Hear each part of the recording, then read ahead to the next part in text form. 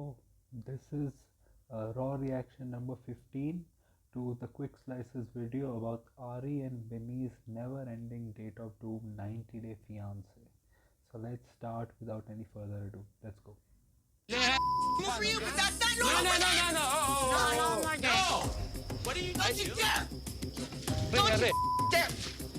First time you throw my drink. Get out of her face. You can put them on her. Get away! Don't you dare! Okay, how did we get here? What is happening? And why is Gino's hat on backwards? Has he transformed into some sort of party animal? During the day, he is just Gino, but at a certain point in the night, he decides that his inner party animal cannot be contained anymore. Cheers, brother. I've been saying this for years, but they need to have a 90-Day Fiancé museum. You know, they could have Gino's hat collection, Danielle's divorce papers. They could even have a slice of that unripe orange that Asuelu spit out. It could be preserved in a little case. So anyway, It's where did we boys' leave off last time. time? Oh yeah, that's right. We have to go back a little bit because Natalie started throwing glass around. And then of course, as soon as that happens, Josh is like, you see, this is the issue here. This is the cycle we're trying to break. Can a guy in a committed relationship just plan a trip to Vegas with another woman without telling his girlfriend every once in a while? I mean, geez, get off my back. So yeah, just to give a quick summary, Natalie was very upset about the whole thing happening with Josh and Sophie, but instead of taking it up with Josh, she just took it out on Sophie. She was going to just leave, but then she decided to go back in and hit Sophie's drink out of her She hand, just which went shattered on the crazy. floor I right remember near that. Jasmine's feet. So now she is just dealing with the aftermath of all of that.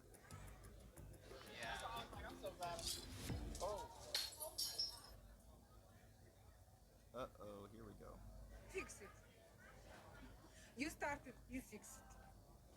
The What? thought of seeing a showdown between these two honestly terrifies me. Bruh. I got goosebumps when Jasmine walked outside. So she's telling Jasmine to fix it because apparently Jasmine started this. I don't They look like they belong in some kind of, museum of plastic rejects. I'm sorry to be harsh, but they do. really remember when that happened. At this point, this is all very clearly just projection from Natalie. She does get a little bit upset with Josh, but most of her insults are towards Sophie. She seems to want to blame Sophie for stealing her man from her rather than her man for not being loyal, or anything for that matter. I mean, what does Josh even do? The guy is completely useless. I mean, yeah, you can say that the girl, Sophie or whatever, she is not also like 100% clean, but even if she is not, the majority of the blame does go to your man. Like, he's planning the trip, he's sending the text first, so, and he's more eager to go and much more openly. So it's him, maybe not openly, but he's the one that looks like the aggressor or the one who started all this. And also all the other past things, not showing his house for 4 years and everything. So you should take it out on him, probably 95% and or 90% and 10% on the other girl. partner. Oh no, where's she going? Listen, you are not gonna play these games with me. And you're crazy, but don't mess up with me, Natalie.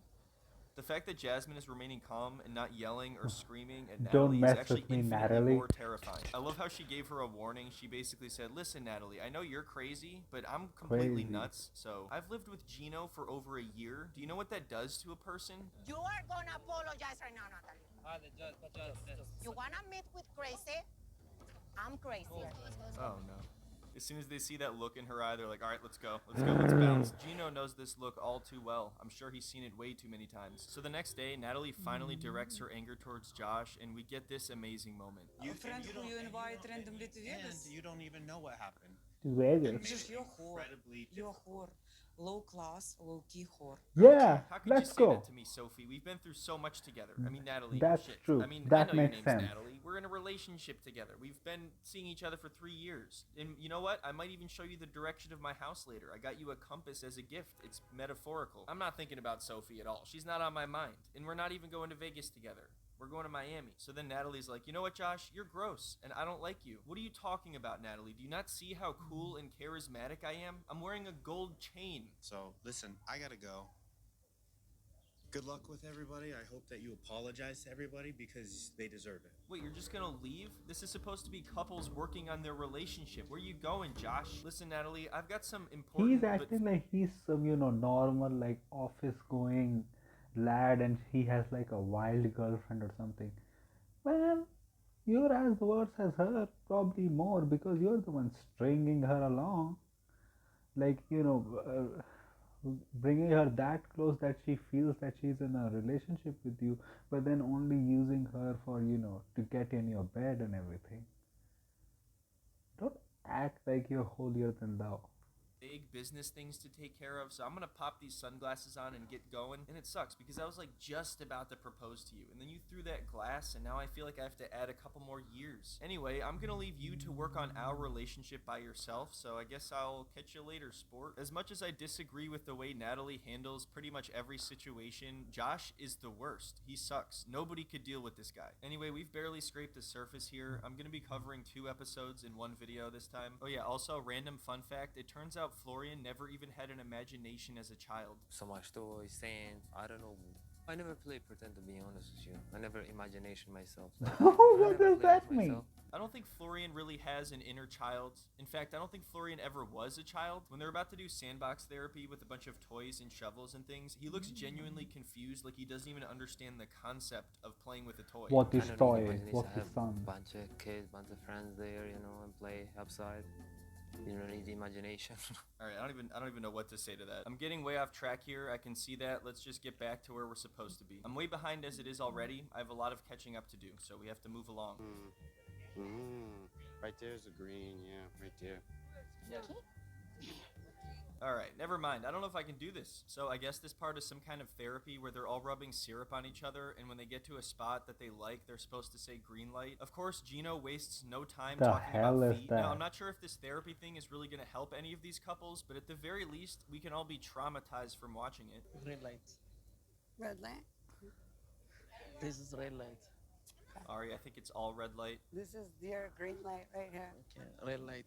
This is green light. Come on, Benny, this is green light. I Bruh, know he you love it when I doesn't brush give your head a with a paintbrush. fuck. We used to do this all the time, alright? You like it. I know you like it because I'm telling you that you like it. Do you want to save this marriage or not? You do? Good. Now let me paint your legs. Benny, if this brush doesn't touch your thigh, you're never getting your TikTok back.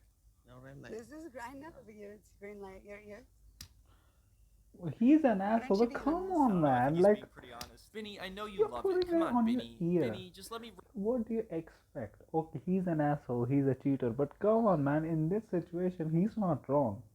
You're putting that on his like forehead, on his ears, not even like soft, like literally like smacking it. What do you expect his response would be?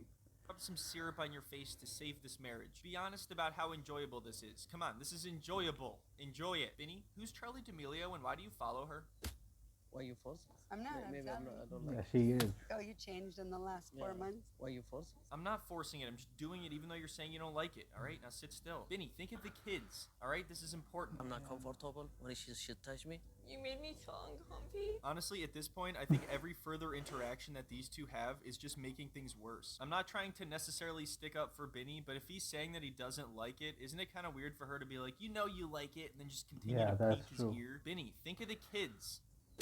How's that? You feel better now? You feel good? Anyway, I don't think I can cover the rest of this part because Gino and Jasmine start doing some truly unspeakable things, so we're just gonna move on. In this next part, they're doing Nah, some man, other... come on. What did they do? At least tell us what did they do.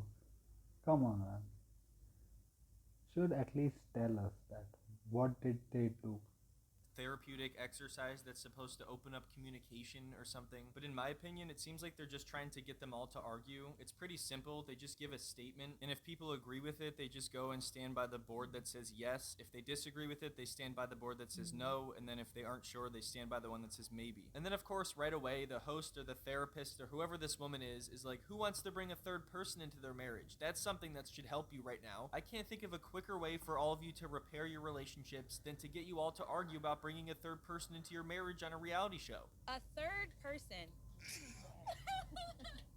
Welcome to club. Look at Gina slowly sauntering over to the yes. So, we're gonna go to the maybes. Look at the couple under the maybe. Oh my god, Rob and Sophie are both under maybe. No way. My mind is blown. Oh, you mean the married couple that doesn't even live together and doesn't see each other and doesn't spend any time with one another? I don't understand. How is this supposed to help any of them? Isn't this just an admission that you've given up? Yeah. Brandon, how do you feel about Julia being under the maybe sign? She doesn't even have sex with me. She wants to have sex with someone else. Right, with Yeah, a I third mean- person. I don't understand. I mean, that is the point. that she's not happy with you, that's why she doesn't have sex with you. You bring a third guy, she maybe lets you watch. That's the realistic scenario. Brandon.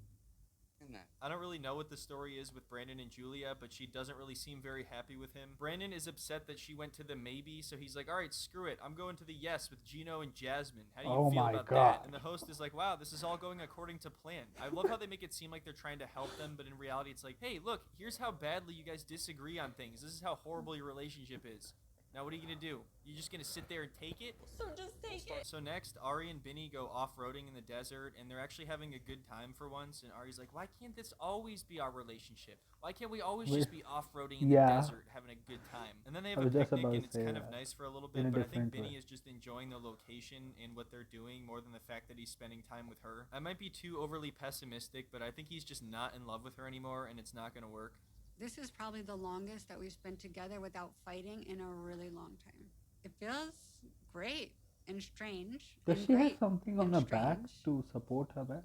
It's like great and strange. I think maybe if we just don't talk about anything important Strange. ever and I don't touch him, things will be fine. This picnic is low-key saving our marriage right now. I think at this point, I can get him to forget about the TikTok. If our relationship could be like this all the time, I mean, we'd be golden. Man, if our relationship could It'd be always be golden. this perfect, then it would be perfect all the time. If we could just like picnic and have an endless vacation, Good one, then Quick we'd be Slice. golden. So moving on, Natalie's preparing to apologize to Sophie in front of Jasmine and Julia. And right away, everyone's like, oh, we gotta move the glasses and the scissors out of the way. Natalie's coming. What are you doing? No glasses. I feel like sort of bitchy energy right away. Move the glasses away. Oh, move the scissors away. Natalie came, and I'm like, I mean, what do you I expect? definitely understand that they're all just fed up with Natalie at this point, but I don't know if riling her up even more is the best idea. She brought a lot of this upon herself, but if she's genuinely going in there to apologize, then I feel like they are just being childish. But I also can't say I blame them for just wanting to be done with her completely. girls, I want to say something. Would you let me to speak? My behavior was inappropriate, and I apologize for that. When I was at school, I was bullied a lot. I feel like insecure, and it just projects on other people. So everyone else chimes in very quickly to say that they were also bullied and they don't treat people the same way. I don't doubt what Natalie is saying, and she did try to clarify that she's not using this as an excuse, but just trying to explain. But at the same time, if you're in your 40s and you throw glass at someone's feet and then immediately talk about how you were bullied in high school, Yeah, I don't that- think people are going to be very receptive to that. He did invite me to Vegas, but that's on him.